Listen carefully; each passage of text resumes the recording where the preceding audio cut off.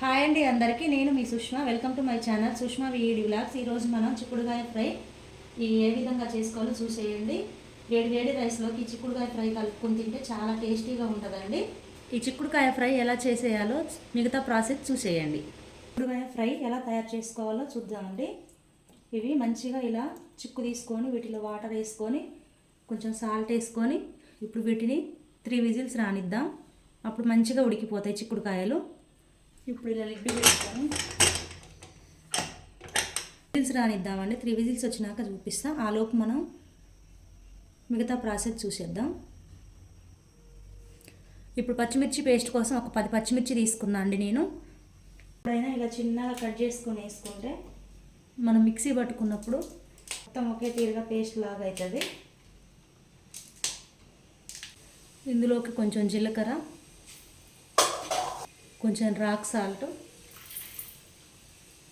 ఇప్పుడు దీన్ని మనం పేస్ట్ చేసుకుందాం.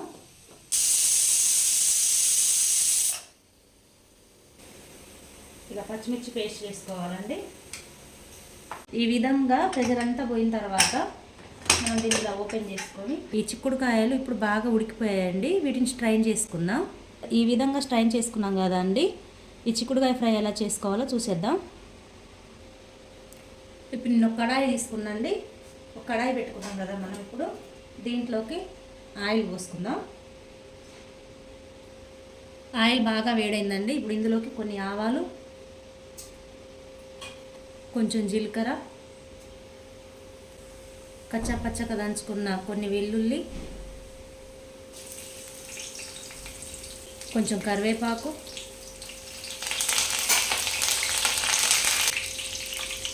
ఒక చిటికెడు పసుపు. అవి బాగా ఫ్రై కావాలండి. ఇది బాగా ఫ్రై అయ్యాయి కదండి. ఇప్పుడు మనం ముందుగానే మిక్సీ పట్టుకున్న పచ్చిమిర్చి పేస్ట్ ఇది ఇందులో వేసుకుందాం.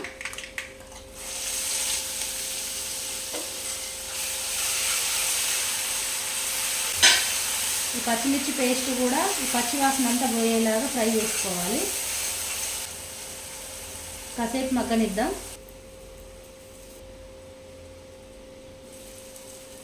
ఇలా చూసుకుంటూ మధ్య మధ్యలో కలపాలండి, లేకపోతే ఇది మాడిపోతుంది పచ్చిమిర్చి పేస్ట్.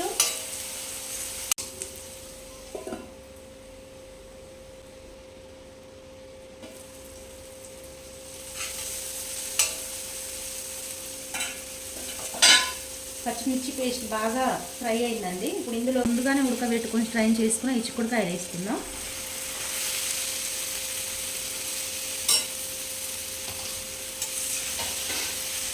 వీటిని కూడా బాగా కలుపుకోవాలి. మొత్తం పచ్చిమిర్చి పేస్ట్ అంతా కలిపేటట్టు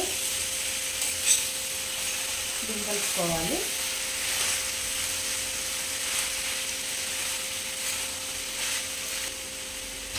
ఇప్పుడు ఇందులోకి లైట్గా సాల్ట్ వేసుకుందాం. మనం ఇందాక ఉడకబెట్టేటప్పుడు వేసుకున్నామండి, పచ్చిమిర్చి పేస్ట్లో కూడా వేసుకున్నాం. అందుకే నేను తక్కువ వేసుకుంటున్నా. మీరు కూడా మీ రుచి తగ్గంత చూసుకొని వేసుకోండి. సాల్ట్ వేసుకున్నాక మళ్ళీ మనం ఒకసారి కలుపుకోవాలి. ఇప్పుడు వీటిని బాగా కాసేపు మగ్గనిద్దామండి.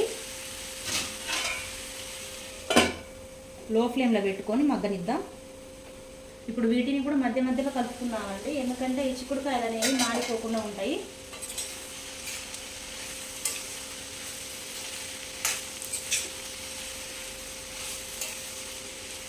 చాలా టేస్టీగా ఉంటుందండి ఈ చిక్కుడుకాయ ఫ్రై.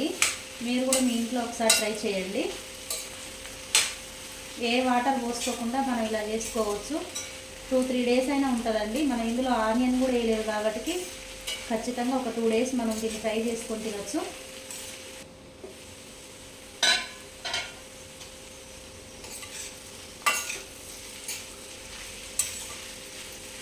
ఇంతే అండి, రెడీ అయిపోయింది. చిక్కుడుకాయ ఫ్రై రెడీ అయిపోయిందండి. ఇప్పుడు మనం దీంట్లోకి నేను ఒక గుప్పడంత కొత్తిమీర వేసుకుంటున్నాండి.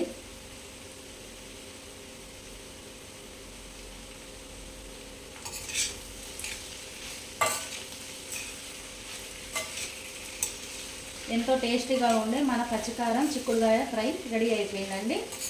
మీరు కూడా మీ ఇంట్లో ఒకసారి ట్రై చేయండి. ఎలా వచ్చిందో మాకు కూడా మీరు కామెంట్ చేయండి. పిల్లలు చాలా ఇష్టంగా తింటారండి. మీ పిల్లలు కూడా ఒకసారి చేసి పెట్టండి. చిక్కుడుకాయ ఫ్రై ఎలా వచ్చిందో కంపల్సరీ మీరు కామెంట్ చేయండి, ఒక లైక్ చేయండి. మన వీడియోని ఎలాగైనా సబ్స్క్రైబ్ చేసుకోండి. మా వీడియో చూస్తున్న ప్రతి ఒక్కరికి ధన్యవాదాలండి. ఇంతే అండి, చాలా సింపుల్గా చేసుకోవచ్చు. ఎంతో టేస్టీగా ఉండే చిక్కుడుకాయ ఫ్రై రెడీ అయిపోయింది. చూస్తుంటే ఏమనిపిస్తుందో మాకు కంపల్సరీ కామెంట్ చేయండి. మన ఛానల్ని సబ్స్క్రైబ్ చేసుకోండి.